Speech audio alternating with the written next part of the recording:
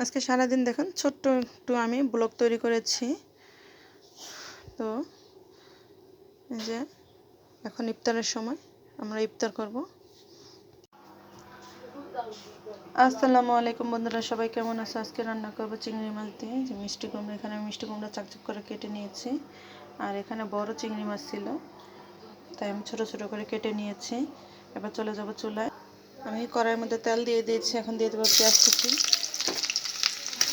পেঁয়াজটাকে একটু সুন্দরভাবে হালকা ব্রাউন কালার করে ভেজে নেব। পেঁয়াজটা দেখুন হালকা ব্রাউন কালার হয়ে গেছে। এবার দিয়ে দেব চিংড়ি মাছগুলো।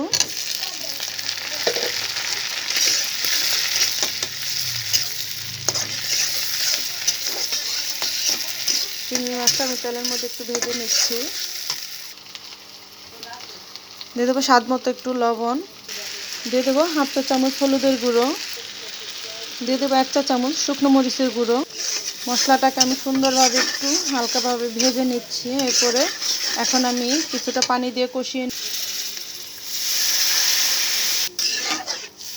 একটু মশলাটাকে কষিয়ে নিচ্ছি। এদিকে একটা কড়াইয়ে তেল বসিয়ে দিয়েছি। এখানে আমি মিষ্টি কুমড়া যে স্লাইস করে কেটে নিয়েছি, লবণ হলুদ মরিচ আমি মাখায় রাখছি, এগুলো এখন ভাজবো।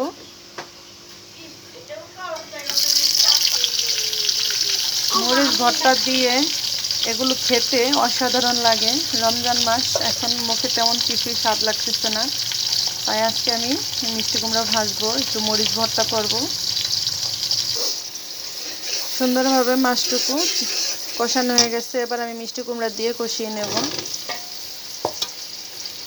খুব সুন্দরভাবে আমি নাড়াচাড়া করে কষিয়ে নেব।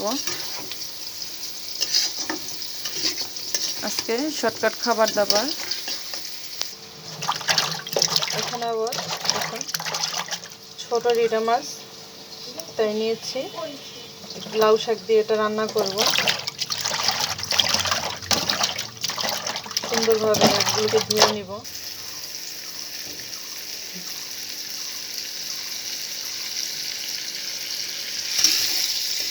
সুন্দরভাবে দেখুন কষানো হয়ে গেছে। এবার আমি দিয়ে দিব এটা সেদ্ধ হওয়ার জন্য কিছুটা পানি।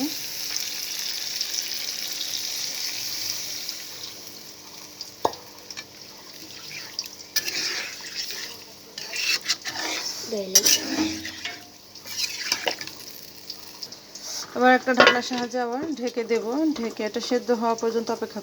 এদিকে আমি কুমড়াগুলোকে একটু উল্টে পাল্টে সুন্দর করে হালকা ব্রাউন কালার করে ভেজে নেব।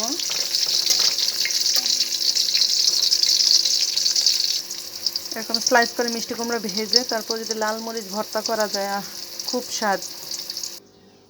দেখুন এটা আমার বাড়ির গাছের পেঁপে, এটাকে এখন আমি কাটবো ইফতারির জন্য। দেখুন কত সুন্দর একটা কালার আসছে ভিতরেও, মাশাআল্লাহ। সুন্দর করে দেখুন ব্রাউন কালার করে ভাজা হয়ে গেছে। আমি এখন এগুলোকে তুলে নেব। দেখুন কত সুন্দরভাবে ভাজা হয়ে গেছে।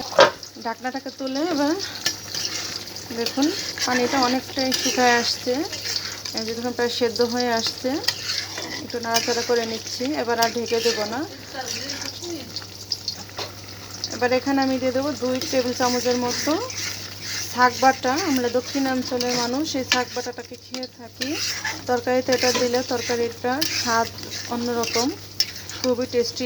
এটা দিলে তরকারির স্বাদটা খুবই মজাদার হয়, আর দেখুন ঘনত্বটাও বেড়ে যায়। এটা আমরা পিছনের ভিডিওতে আমি বলেছি যে পেঁয়াজ রসুন সুন্দর করে ভেজে নামানোর আগে একটু জিরা দিয়ে তারপরে এটাকে আমরা বেটে নিই। এখানে আমি শরবত বানাবো। এখানে আমি কিছুটা পানি নিয়েছি, স্বচ্ছ পানি, এর মধ্যে দিয়ে দিচ্ছি এই 2.5 টেবিল চামচ চিনি। এটার মধ্যে দিয়ে দিব এখন ট্যাং,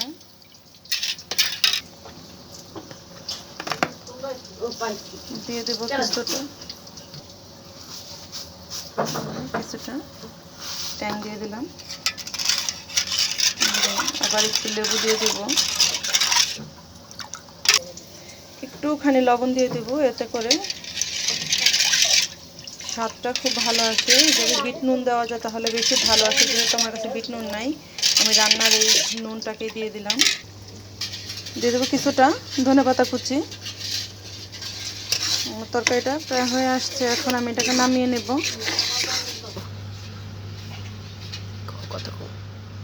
যে এখানে কিছু আমি তরমুজ কেটে নিচ্ছি ইফতারির জন্য।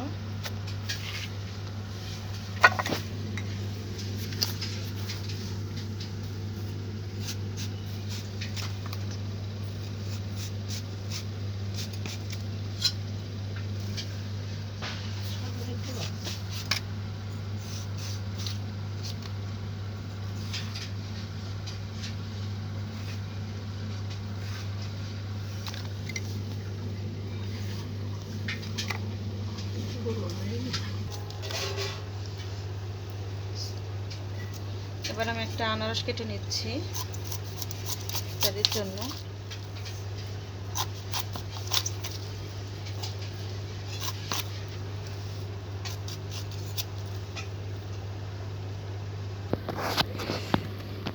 সুন্দরভাবে এই যে আমি আনারসগুলো কেটে নিয়েছি।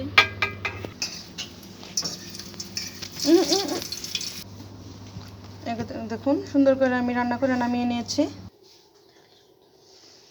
তো সবটা গুছাতে গুছাতে দেখুন ইফতারের সময় হয়ে গেছে। আমি ইফতার আয়োজন করেছি, ছোট্ট একটা আয়োজন করেছি।